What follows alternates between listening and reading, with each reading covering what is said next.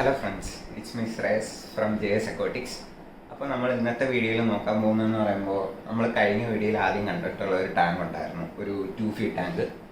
അപ്പോൾ അതിൽ നമ്മൾ യൂസ് ചെയ്തിരിക്കുന്ന ലൈറ്റ് കാര്യങ്ങൾ, ടാങ്കിൻ്റെ യൂസ് ചെയ്തിരിക്കുന്ന ഓരോ എക്യുപ്മെൻറ്റ്സും ലൈറ്റിങ്ങും ഫെർട്ടിലൈസർ ഏതാ യൂസ് ചെയ്യുന്നത്, അങ്ങനെയുള്ളൊരു അത്യാവശ്യം ഒരു ചെറിയൊരു വീഡിയോ ചെയ്യാനായിട്ട് നോക്കുന്നത്. അതേപോലെ തന്നെ നമ്മൾ ഇതിൻ്റെ ഒരു മെയിൻ്റനൻസ് സെക്ഷൻ ഈ അടുത്തായിട്ട് ചെയ്തിട്ടുണ്ടായിരുന്നു ടാങ്കിൻ്റെ. അപ്പോൾ പ്ലാന്റ്സ് എല്ലാം അത്യാവശ്യം ഗ്രോത്ത് ആയി. നമ്മൾ ഫസ്റ്റ് ട്രിമ്മിങ് ചെയ്തു, ഫസ്റ്റ് വാട്ടർ ചേഞ്ചും ചെയ്തു. അപ്പോൾ അതിൽ നമ്മൾ ചെയ്യേണ്ട കാര്യങ്ങൾ എന്തൊക്കെയാണ്, അങ്ങനെയുള്ളൊരു വീഡിയോ നമ്മൾ ഈ ഒരു എപ്പിസോഡിലായിട്ട് ചെയ്യാനായിട്ട് നോക്കുന്നത്.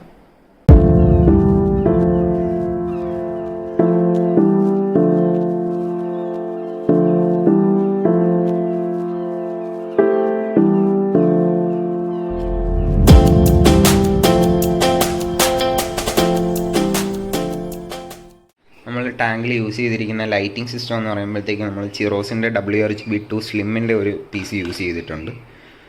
അത്യാവശ്യം ഞാൻ ഒരു 2-3 വർഷമായിട്ട് ഉപയോഗിക്കുന്ന ഒരു ലൈറ്റാണ് അത്. ഇതുവരെയും വേറെ കുഴപ്പമൊന്നുമില്ല, അത്യാവശ്യം ഹൈ എൻഡ് ആയിട്ടുള്ള ഒരു ലൈറ്റ് തന്നെയാണ് അത്. പിന്നെ നമ്മൾ യൂസ് ചെയ്യുന്നത് ഒരു നിയോ ഹീലിയോസിൻ്റെ ലൈറ്റാണ്. അത് അത്യാവശ്യം ബഡ്ജറ്റിൽ വരുന്ന ഒരു ഹൈടെക് ലൈറ്റ് എന്ന് വേണമെങ്കിൽ നമുക്ക് പറയാം, എന്നാലും അത്യാവശ്യം ബഡ്ജറ്റിൽ വരുന്ന നല്ലൊരു ലൈറ്റാണ് അത്. അത്യാവശ്യം നല്ല കളറേഷനും കാര്യങ്ങളും വരുന്ന ഒരു RGB ലൈറ്റാണ് നിയോ ഹീലിയോസിൻ്റെ ലൈറ്റ്. അപ്പോൾ അതൊരു 2 feet സൈസിൽ ഒരു നിയോ ഹീലിയോസ് XP600 നമ്മൾ യൂസ് ചെയ്യുന്നുണ്ട്. അപ്പോൾ അതാണ് നമ്മൾ മെയിനായിട്ട് ലൈറ്റിംഗ് ആയിട്ട് യൂസ് ചെയ്യുന്നത്. പിന്നെ നോക്കുമ്പോഴേ നമ്മളൊരു കാനിസ്റ്റർ ഫിൽറ്റർ യൂസ് ചെയ്യുന്നുണ്ട്.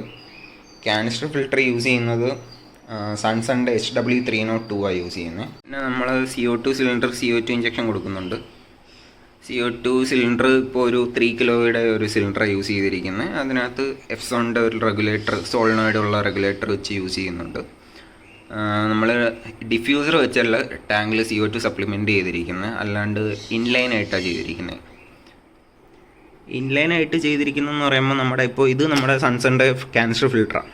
അപ്പോൾ അതിൽ നിന്ന് ഒരു ഇൻലെറ്റും ഒരു ഔട്ട്ലെറ്റും വരുന്നുണ്ട്. അപ്പോൾ അതിൻ്റെ ഔട്ട് പോകുന്ന ട്യൂബിലേക്ക് നമ്മൾ ഇൻലൈൻ ഡിഫ്യൂസറായിട്ട് കിട്ടും. അപ്പോൾ ആ ഒരു വീക്ക്വയുടെ ഇൻലൈൻ ഡിഫ്യൂസറാണ് യൂസ് ചെയ്തിരിക്കുന്നത്. അപ്പോൾ അതിലേക്കാണ് CO2 സപ്ലിമെൻറ്റേഷൻ വരുന്നത്. അത് ആ ഒരു ഔട്ട്ലെറ്റ് വഴി ഡയറക്റ്റ് ടാങ്കിലേക്ക് പോവുക. അപ്പോൾ CO2 അങ്ങനെ ഡയറക്റ്റ് ടാങ്കിലേക്ക് പോവുക ചെയ്യുന്നത്. ഇൻലൈൻ CO2 ഡിഫ്യൂസറിനെ പറ്റിയാണ് പറയുന്നത്. അപ്പോൾ നോർമൽ ഡിഫ്യൂസറിനെക്കാട്ടിയും ഇൻലൈൻ എന്തുകൊണ്ട് ബെറ്റർ ആകുന്നതെന്ന് വെച്ചാൽ, ഇൻലൈൻ CO2 ഡിഫ്യൂസേഴ്സ് ആകുമ്പോഴത്തേക്ക് ഡിഫ്യൂഷൻ റേറ്റ് കൂടുതലാണ്. അതിനകത്ത് നമ്മളിപ്പോൾ കൊടുക്കുന്ന ഒരു CO2ൻ്റെ സോളിനോയിഡിൽ നമ്മളിപ്പോൾ 1 ബബിൾ പെർ സെക്കൻഡിലാണ് CO2 ഡോസ് ചെയ്യുന്നതെന്ന് വെച്ചാൽ, അപ്പോൾ അതിൽ നമ്മൾ നോർമൽ ഒരു ഡിഫ്യൂസർ വെച്ച് വാട്ടർ കോളത്തിൽ ഡിഫ്യൂസ് ചെയ്യുന്നതിൻ്റെയും ഒരുപാട് മടങ്ങായിട്ട് നമ്മുടെ ഇൻലൈൻ ഡിഫ്യൂസറിൽ ഡിഫ്യൂഷൻ റേറ്റ് കൂടുതലായിരിക്കും. അപ്പോൾ നമുക്ക് CO2 അത്ര എഫിഷ്യൻ്റായിട്ട് യൂട്ടിലൈസ് ചെയ്യാനായിട്ട് പറ്റും. അതാണ് മേജറായിട്ട് വരുന്ന ബെനിഫിറ്റായിട്ട് വരുന്നത്. പിന്നെ എനിക്ക് നിങ്ങൾക്ക് ഒരു ആപ്ലിക്കേഷൻ പരിചയപ്പെടുത്തി തന്നാൽ കൊള്ളാമെന്നുണ്ട്. അതായത് ഞാനിപ്പോൾ എൻ്റെ കഴിഞ്ഞ ഒരു സെറ്റപ്പ് തൊട്ട് ഞാൻ യൂസ് ചെയ്തുകൊണ്ടിരിക്കുന്ന ഒരു ആപ്ലിക്കേഷനാണ്. എന്ന് പറയുമ്പോൾ ഇപ്പോൾ നമ്മൾ പുതിയതായിട്ടൊരു ബിഗിനറാണെന്നുണ്ടെങ്കിൽ നമുക്കിപ്പോൾ ഒരു ടാങ്ക് നമ്മൾ സെറ്റ് ചെയ്തു, നമ്മൾ കുറച്ച് വീഡിയോ കണ്ട് ഇങ്ങനെ നോക്കി ഇന്നതാണ് കാര്യങ്ങളൊക്കെ മനസ്സിലാക്കി നമ്മളൊരു ടാങ്ക് സെറ്റ് ചെയ്തു. അപ്പോൾ അതിന് ശേഷമുള്ള ഇതിലായിരിക്കും, ടാങ്ക് സെറ്റ് ചെയ്തതിന് ശേഷമായിരിക്കും നമുക്ക് ഓരോരുത്തർക്കും ഓരോ ഡിഫിക്കൽട്ടി ഫേസ് ചെയ്യുന്നത്.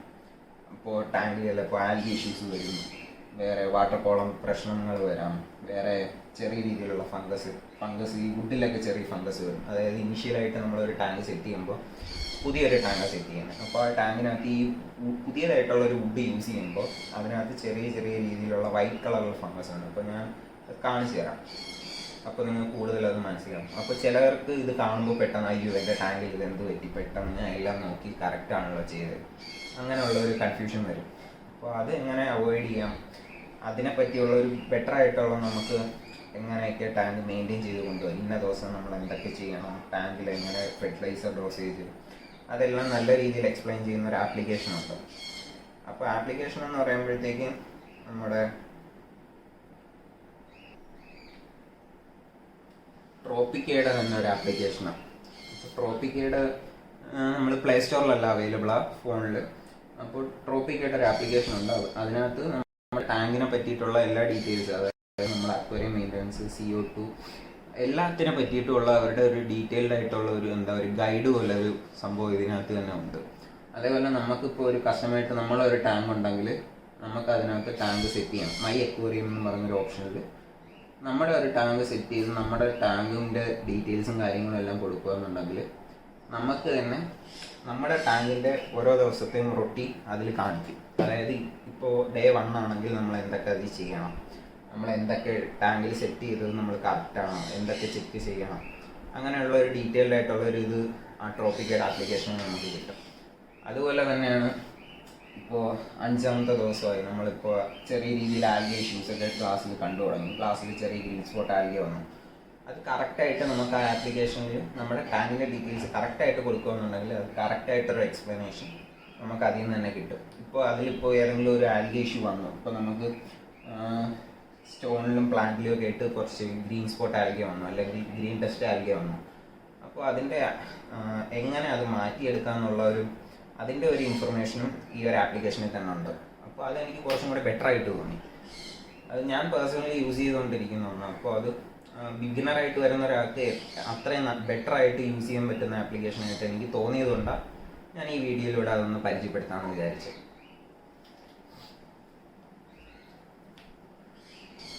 അതുപോലെ തന്നെ നമ്മുടെ ടാങ്കിൽ നമ്മൾ യൂസ് ചെയ്യുന്ന ഫെർട്ടിലൈസർ എന്ന് പറയുമ്പോൾ APTയുടെ ഫെർട്ടിലൈസറാണ് യൂസ് ചെയ്യുന്നത്. അപ്പോൾ മാർക്കറ്റിലുള്ള വേറെ ഒരുപാട് ഫെർട്ടിലൈസേഴ്സ് ഉണ്ട്. അതിൽ എനിക്ക് കുറച്ചും കൂടി ബെറ്റർ ആയിട്ടെന്ന് വെച്ചാൽ യൂസർ ഫ്രണ്ട്ലി ആയിട്ട് തോന്നിയിട്ടുള്ളത് ഇവരുടെ പ്രൊഡക്റ്റാണ്.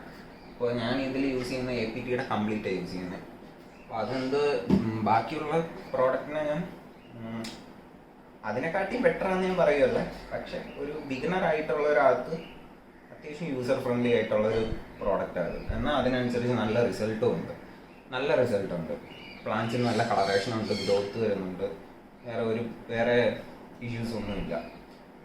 അപ്പോൾ അതിന് ബെറ്റർ ആയിട്ട് പറയാൻ കാരണം എന്ന് പറയുമ്പോൾ ഇപ്പോൾ ബാക്കിയുള്ള ഫെർട്ടിലൈസേഴ്സ് എടുത്തു നോക്കുകയെന്നുണ്ടെങ്കിൽ നമുക്ക് micro nutrients, macro nutrients, potassium ഓരോന്നും സെപ്പറേറ്റ് ആയിട്ടായിരിക്കും. അപ്പോൾ അതിപ്പോൾ പുതിയതായിട്ട് ഈ ഒരു ഹോബിയിലേക്ക് വരുന്ന ഒരാൾക്ക് അത് എന്നെ സംബന്ധിച്ചിടത്തോളം എനിക്ക് നല്ല പാടായിരുന്നു ആദ്യമൊക്കെ.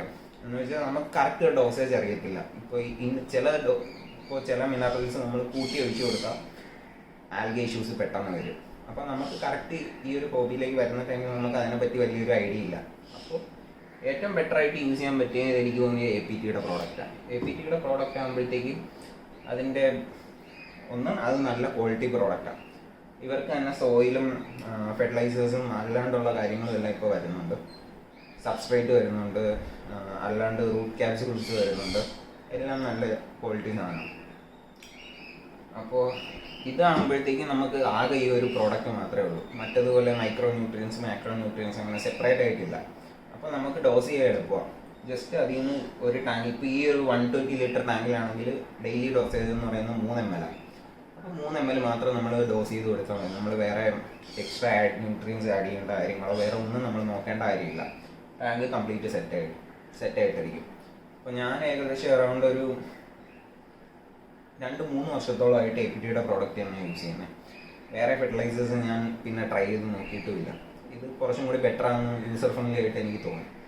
അതേപോലെ നമ്മൾ വാട്ടർ കണ്ടീഷണറായിട്ട് യൂസ് ചെയ്യുന്നതും APTയുടെ പ്രോഡക്റ്റാണ്. APT പ്യുവർ എന്നും പറഞ്ഞിട്ട് വാട്ടർ കണ്ടീഷണർ എന്തിനാന്ന് പറയുമ്പോൾ ഇപ്പോൾ നമ്മൾ ടാങ്കിലൊരു മെയിൻ്റനൻസ് കഴിഞ്ഞു, ഒരു വാട്ടർ ചേഞ്ച് കഴിഞ്ഞതിന് ശേഷം നമ്മൾ പുതിയ വെള്ളം ആഡ് ചെയ്തു. അപ്പോൾ പുതിയ വെള്ളം ആഡ് ചെയ്യുമ്പോൾ അതിനകത്ത് എന്തെങ്കിലും ചെറിയ കെമിക്കൽസോ, ഇപ്പോൾ ചിലയിടത്താണെന്നുണ്ടെങ്കിൽ ബോർവെല്ലിലെ വാട്ടർ ആയിരിക്കും, അല്ലെങ്കിൽ എന്താ പറയുക ക്ലോറിനുള്ള വെള്ളമാണെങ്കിൽ അതിന് അത്യാവശ്യം ഒന്ന് കണ്ടീഷൻ ചെയ്യാൻ വേണ്ടിയിട്ട് നൈട്രേറ്റ്, ഇപ്പോൾ അമോണിയസ് കൂടുതലുള്ള കുറച്ചും കൂടി ഡേർട്ടി ആയിട്ടുള്ള വാട്ടർ ആയിരിക്കും ചിലപ്പോൾ. ഇല്ല നമ്മളിപ്പോൾ ഒരു ഹെവി ആയിട്ടൊരു മെയിൻ്റനൻസ് കഴിഞ്ഞു, അപ്പോൾ കുറച്ച് ഈ സോയിലൊക്കെ നമ്മൾ കുറച്ച് പുതിയ പ്ലാന്റ്സ്, പഴയ നട്ടിരുന്ന പ്ലാന്റ്സ് നമ്മൾ ചേഞ്ച് ചെയ്തിട്ട് കുറച്ച് പുതിയ പ്ലാന്റ്സ് നമ്മൾ സോയിലിൽ പ്ലാന്റ് ചെയ്തു. അപ്പോൾ സോയിലെല്ലാം ജസ്റ്റ് ഒന്ന് ഇളവുന്ന ടൈമിൽ വാട്ടർ നല്ല രീതിയിൽ ക്ലൗഡി ആവും. അപ്പോൾ ക്ലൗഡി ആകുമ്പോഴത്തേക്ക് ചിലപ്പോൾ അമോണിയയുടെ കണ്ടൻറ്റ് ചിലപ്പോൾ സോയിലിൻ്റെ അടിയിലുണ്ടായിരുന്നതൊക്കെ സ്പൈക്ക് ചെയ്തിട്ട് വെള്ളം നല്ല രീതിയിൽ പ്രശ്നമാകും. അപ്പോൾ അതിന് വേണ്ടിയിട്ട് നമ്മൾ എല്ലാ വാട്ടർ ചേഞ്ചിന് ശേഷം ഞാൻ യൂസ് ചെയ്യുന്നത് APTയുടെ പ്യുവർ. അത് വേറെ പ്രോബ്ലം ഒന്നുമില്ല, ഫിഷിൻ്റെ ഹെൽത്തിനും എല്ലാം ഓക്കെ ആയിട്ട് ആണ് എനിക്ക് ഫീൽ ചെയ്തിട്ടുള്ള നല്ലൊരു പ്രോഡക്റ്റ് തന്നെ. അപ്പോൾ നിങ്ങളിപ്പോൾ കാണുന്നതെന്ന് പറയുന്നത് ഞാൻ ഇന്നലെ ആയിരുന്നു ട്രിമ്മിങ് ചെയ്തിട്ടുണ്ടായിരുന്നത്. അപ്പോൾ ട്രിമ്മിങ്ങിന് ശേഷം അടുത്ത ദിവസത്തെ ഒരു വീഡിയോ ഞാൻ ഇപ്പോൾ ചെയ്തുകൊണ്ടിരിക്കുന്നത്. അപ്പോൾ ഇതിനകത്ത് നോക്കുകയെന്നുണ്ടെങ്കിൽ പ്ലാന്റ്സ് എല്ലാം അത്യാവശ്യം ഗ്രോത്ത് വന്നിട്ടുണ്ട്, കളറേഷൻ അത്യാവശ്യം വന്നു തുടങ്ങിയിട്ടുണ്ട്. ഇമോസ്റ്റ് ആയിട്ടുള്ള പ്ലാന്റ്സ് യൂസ് ചെയ്തിരുന്നത്. അപ്പോൾ കളറേഷൻ കുറേശ്ശെ കയറി വരുന്നേ ഉള്ളൂ. നമുക്ക് ഓരോ ട്രിമ്മിങ് കഴിയുന്നതിനനുസരിച്ച് പ്ലാന്റ്സിൻ്റെ ഹെൽത്ത് ബെറ്ററായി വരും. അത് കണക്ക് തന്നെ പഴയ ഗ്രോത്ത് എല്ലാം പോയിട്ട് പുതിയ സ്പ്രൗട്ട് വരുന്നതനുസരിച്ച് കളറേഷൻ കയറി വരും.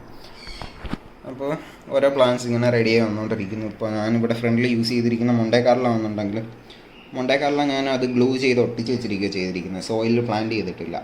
അപ്പോൾ അതാണെങ്കിലും പഴയ ഇതിൽ ചെറിയതായിട്ട് മെൽറ്റിംഗ് ഉണ്ട്, അതായത് അഴുകി പോകുന്നതായിട്ട് പഴയ ലീവ്സിനുണ്ട്. പക്ഷേ പുതിയ സ്പ്രൗട്ട് എന്നാൽ ഗ്രോത്ത് ഉണ്ട്. അപ്പോൾ അത് ബെറ്ററായിട്ട് വന്നുകൊണ്ടിരിക്കുക.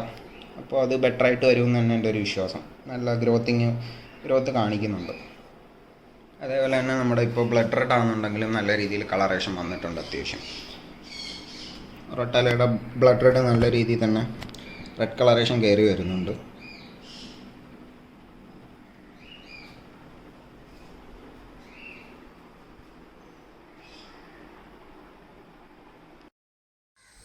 അപ്പോൾ നമ്മളിപ്പോൾ നോക്കിയിട്ടുണ്ടെങ്കിൽ കാണാം നമ്മുടെ ടാങ്കിലെ പ്ലാന്റ്സ് എല്ലാം അത്യാവശ്യം വളർന്നിട്ടുണ്ട്.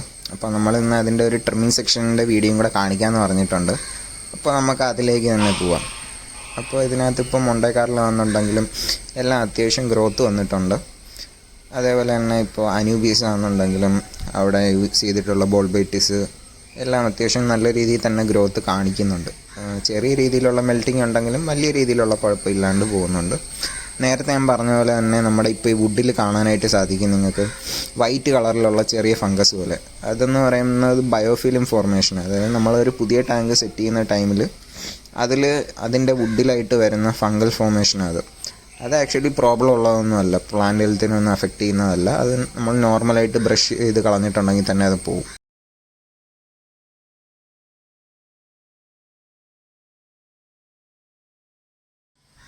അപ്പോൾ നമ്മൾ മെയിൻ്റനൻസ് സെക്ഷൻ തുടങ്ങുമ്പോൾ ആദ്യം തന്നെ ചെയ്യുന്നതെന്ന് പറയുമ്പോൾ നമ്മുടെ ഫിൽട്രേഷനും കാര്യങ്ങളും എല്ലാം നമ്മൾ ഓഫ് ചെയ്യുക ചെയ്യുന്നത്. കാരണം നമ്മൾ ട്രിം ചെയ്യുന്ന പ്ലാന്റ്സിൻ്റെ വേസ്റ്റ് അതിലേക്ക് അധികം പോകേണ്ട കാര്യമില്ല. അപ്പോൾ അതിൽ ഫിൽട്രേഷനിൽ കയറുകയെന്നുണ്ടെങ്കിൽ അതിനകത്ത് പിന്നെ ചെന്നിട്ട് ഫിൽട്രേഷൻ പെട്ടെന്ന് അങ്ങനെ ക്ലോഗ് ചെയ്ത് പോകാനായിട്ടുള്ള ചാൻസ് ഉണ്ട്. അപ്പോൾ നമ്മൾ ആദ്യമേ തന്നെ ഫിൽട്രേഷനെല്ലാം ഓഫ് ചെയ്തു, CO2 സിസ്റ്റംസ് ഓഫ് ചെയ്ത് വെച്ചു.